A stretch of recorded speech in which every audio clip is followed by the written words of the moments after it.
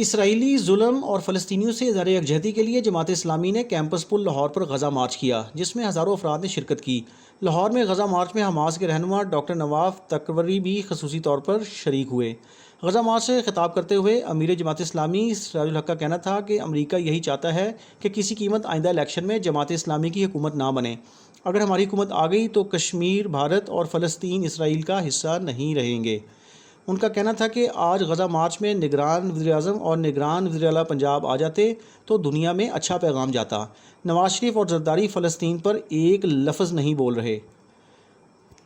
تحریک بیداری امت مصطفیٰ کے سربراہ علامہ آغا جوان نقوی کا کہنا تھا کہ جو کہتے ہیں حماس اسرائیل پر حملہ نہ کرتا تو فلسطینیوں کا قتل عام نہ ہوتا، تو جو 5 لاکھ فلسطینی قتل ہوئے وہ کسی کو نظر کیوں نہیں آتے؟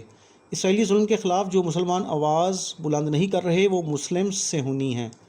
غزہ مارچ سے خطاب کرتے ہوئے حماس کے رہنما ڈاکٹر نواف تقوی، لیاقت بلوچ، ابتسام ظہیر الہی اور فرید پراچا سمیت دیگر رہنماؤں کا کہنا تھا کہ فلسطین میر جعفر و میر صادق نہیں، ٹیپو سلطان اور صلاح الدین ایوبی جیسی قیادت سے آزاد ہوگا۔